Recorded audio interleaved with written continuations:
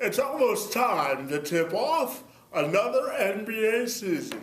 I spent the afternoon chatting with sports blogger Collin to find out just how this season will unfold.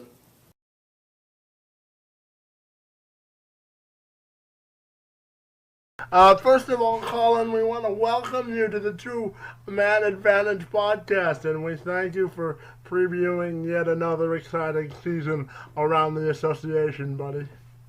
Kevin, thanks a lot for having me today. I'm looking forward to what's to come this year as well. So when we look at the NBA season as a whole, I'm going to start you off with a softball and ask you what most intrigues you about this season. I think you got to talk about the return of a lot of superstars into the NBA fold. Paul George, a guy who only played 20-plus games last year. Kobe Bryant, the Durantula, DeMarcus Cousins, Carmelo Anthony. A lot of them played in very few games last year. Their return to the NBA means a huge shakeup in the playoff picture. It also means a huge shakeup in a lot of team dynamics. You saw Kevin Durant. You saw Russell Westbrook take advantage of a lot of playing time that Kevin Durant didn't play. You saw a lot of triple-double numbers. Look for a lot of people that had time to shine this year, kind of take a step back. But look for those superstars to come back with a vengeance and really show that they're ready and back and healed up. And what new faces and new places in terms of players are you most looking forward to how they fit into their new systems? I'm really looking forward to LaMarcus Aldridge with his signing to the San Antonio Spurs. That's a team that doesn't usually make a splash in free agency, paying guys big numbers, but they needed him. They need a new route moving into their future with Tim Duncan aging and that roster getting a little bit older. So I really look forward to how he fits into the scheme. I think they're going to be a fast-paced team, but they're still going to have to adjust to his mid-range game. He's going to put up double-digit numbers. I'd say at least around 22 and 10, maybe 22 and 12. But I'm really looking forward to that acquisition. I also like the LA Clippers and what they did in the offseason. They added some perimeter defenders as well as offensive players with Paul Pierce, Lance Stevenson, and Josh Smith. So I think they'll finally put the pieces to the puzzle together and hopefully challenge the Golden State Warriors and the San Antonio Spurs for that first that first seed in the Western Conference playoffs. Now you touched on both Golden State and Cleveland in your last answer. What do you think is the biggest challenge or biggest team that will challenge those two teams in particular? Yeah, that's a great question. I think this is going to be one of the most heated playoff runs or playoff kind of competitions that we've seen in the last few years. I think at least 10 teams have a legit shot in both conferences to make a berth. I'll say on the Western side, definitely the LA Clippers and the San Antonio Spurs. It's going to be between those three teams at the top of the list this whole year. On the Eastern side, I'll say the only team that I can really envision giving the Cavs a run are Chicago, but not by much. I think the Cavs, with the return of with K Love and Kyrie Irving for the duration of the playoffs, they'll show that they can kind of run the table. But I would say Chicago Bulls with Derrick Rose, Jimmy Butler back, Nikola Mirotic. He's a good guy that showed that he was really talented from the perimeter last year. Also with James Snell, who's another guy, Tony Snell is another guy off their bench that's going to have big numbers for them. So I'll say Chicago Bulls, and this is going to be the biggest challenge for the Cleveland Cavaliers. And definitely in the West, we're going to see the three-team race between the Clippers, Spurs, and Golden State. Now, when you look at sleeper teams, one of them that comes to mind for me is Miami. When we look at the Heat in particular, with the return of Chris Bosh, you're assuming a healthy Dwayne Wade, and they also got Winslow in the draft. So could you give me an idea of your sleeper teams in each conference? I'll say that Utah Jazz in the West, without a doubt. that young cast of guys that are basically babies to the league. A lot of guys just under 25 with led by Gordon Hayward, Rudy Gobert, Trey Burke, Alec Burks, a very young lineup, and also Derek Favors. They won 18. They won 18 and 10 in the second half last year, kind of showing that hey, we're a Western Conference team that's a force to be reckoned with. Also, hopefully, the Phoenix Suns are another team that I like a lot. They can keep it all together for 82 games. They're kind of a team that does really well in the first quarter, in the first half, but takes their foot off the gas in the second. If Brandon Knight can kind of lead them and they can find some type of offensive / defensive identity, I think they'll be a great team to watch. I think the Pelicans are a team that are going to fall out of contention. There's way too many injuries with Elmar Ashik, Drew Holiday, Tyreek Evans, Eric Gordon over the years. I think they're going to have a tough time. They did get Nate Robinson and a few other players in free agency, but I think they're a team that's kind of going to slip out of the conversation in terms of playoffs. In the Eastern Conference, I think you got to talk about the Bucks kind of with Jabari Parker back in the lineup. It's a team that's going to raise their stock. I see them into a 4th and 5th seed. Last year they were a 6th seed. Other teams in the Eastern Conference that you got to watch out for are the Bobcats. They got Nicholas Batum. Kemba Walker is a guy who's saying, hey, I'm the point guard of the future, not just a combo guard that can score. So you have to look out for those two teams in the Eastern Conference. And when we talk about injuries, obviously the NBA is a war of attrition. When you look at superstars like, as you mentioned, Kevin Love, certainly, Kyrie Irving also coming back, Kobe Bryant and Kevin Durant. So, how do you think the return of injured superstars like those, including Dwight Howard, will affect the landscape of the league? I think it'll change it a lot. I alluded to in the beginning. A lot of the guys on their respective teams had a lot of opportunity with their fallen stars out. I look at a team like the Lakers. They go in, they get D'Angelo Russell, but I don't think he'll have quite the impact that everyone will want him to because Kobe Bryant's back there and he's going to use up a lot of the time of possession holding the ball and looking for his shot. But I think it's gonna make like I said, the playoff run even more competitive. I like Paul George. They're another team with him back in the lineup. They're a playoff team. Paul George is a guy that a few years ago took LeBron when he was with the Heat to 7 games. He's a guy that's going to be back with a vengeance. I don't know if he can quite keep up his offensive numbers of 21 points and 7 rebounds a game over 36 minutes like he did 2 years ago, but we can only hope. In the preseason, he did really well. Averaged in the high teens, around 17 points over 24 minutes. I look for a team like the Pacers probably to benefit most off of getting their star player back. And when we talk about head coaches, which one of them intrigues you the most, and which one of them do you think has the most to prove?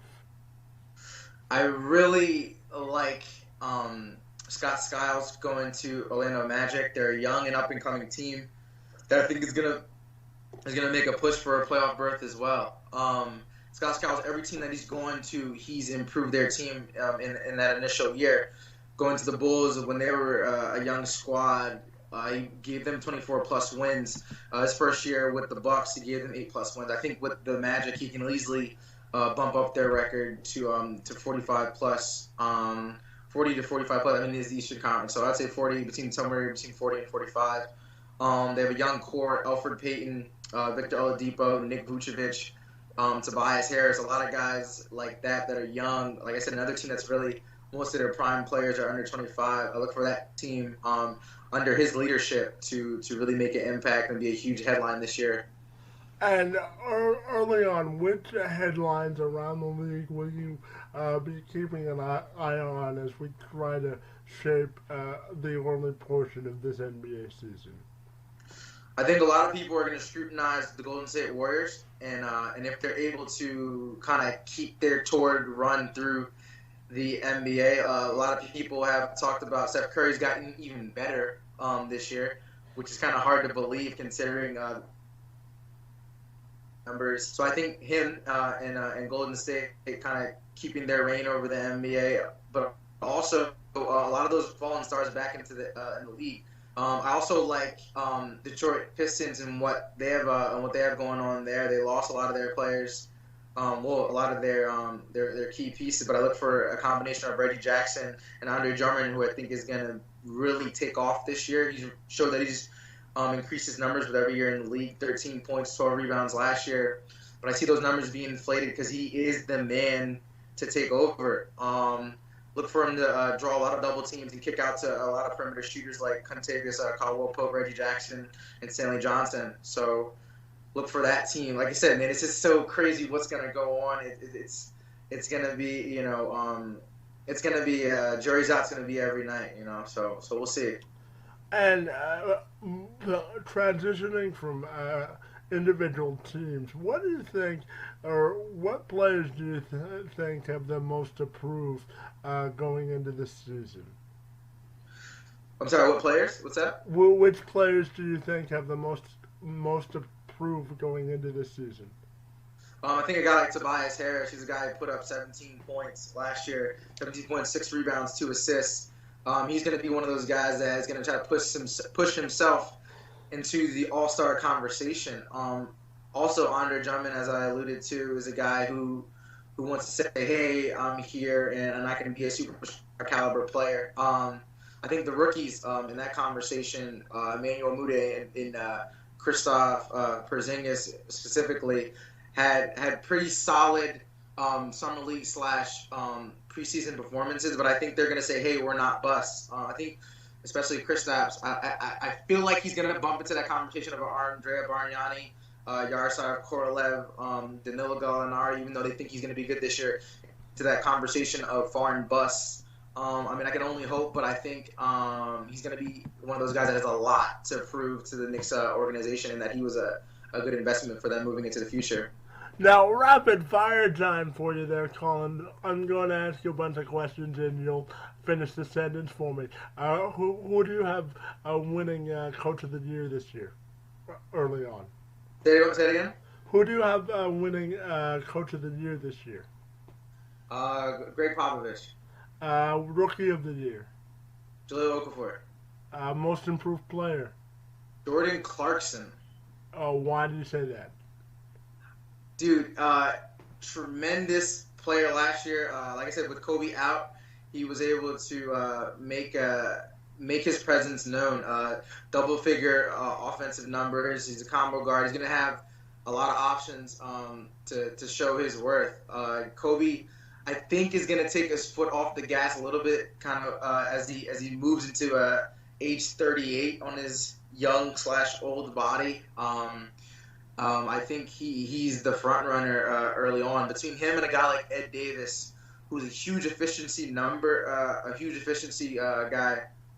and with the Portland Trailblazers losing 4 out of 5 of their starters from last year, including LaMarcus Aldridge and Robin Lopez, I look for him to get a time to shine and perhaps be a double guy for them down low. I think they're going to be a bad team that's going to miss the playoffs, but I think he'll be a benefactor of those teams of that team's losses.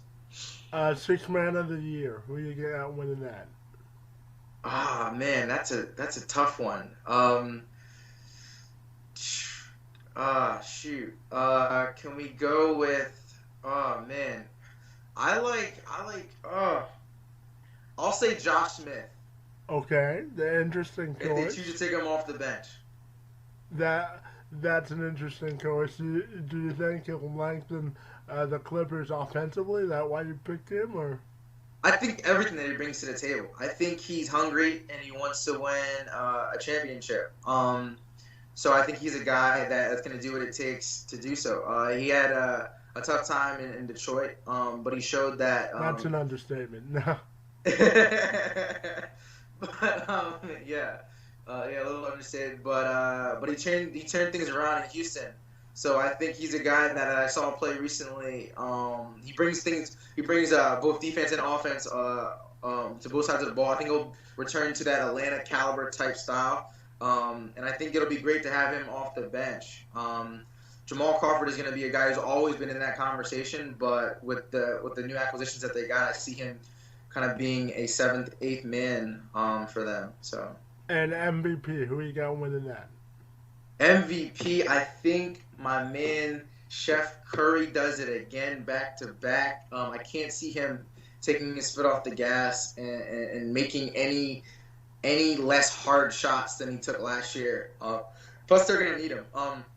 With him out of the lineup, they've shown that they aren't as capable of a team, and that he is truly the glue. If I had to say MVP 1.0, it's gonna be LeBron James. He's the only person that I could see battle that could have got it besides Steph Curry last year. James Harden's another guy that'll be in that conversation, but I don't think his team will perform well enough. He's usually the best player on the best team that usually gets it, and I think it'll be between those two guys, LeBron and Steph Curry. Finals matchup. I know the season hasn't started, but who you got representing each conference in the finals, and who do you think's gonna win it? Come on, man! It's so early. We got some games on tonight. I'll be able to tell you after tonight. Now, I'll say I'll go out on a whim. No, this isn't even a whim. I think everyone's bets are placed here. It's gonna be Cleveland versus Golden State rematch. K Love and Kyrie Irving back in that game. Go 7 games. LeBron finishes it off in Game 7 by 20. And finally, how do you think the new playoff format, having your playoff record based on, or your playoff seeding based on your record, how do you think that'll affect the playoffs this year? I think it's the just thing to do, because we saw last year where we had basically a Western Conference Finals matchup in the first round with San Antonio versus the Clippers. I think it was horrid that they chose to go to that route. I understand what it meant, but hey, this isn't football. And even football, it's an injustice. But I think going back to who are the best teams in each conference is a much better choice, a more just choice, and we'll get the best teams in the conference for their most accurate seeding. So look for it to be a better choice than what was before. Collin, it was a lot of fun, and we thank you for previewing another exciting season of basketball around the association, buddy. Have a great day. Cool, Kevin. Thanks for having me, man. Tune in tonight. Go Clippers all season. Clippers and Sixers, baby. Watch out, all right? Well, the Sixers have got a long way to go, but we'll see. Hey, I'm just hoping plus 21 this year. 21 plus game. That's all I'm praying for, all right?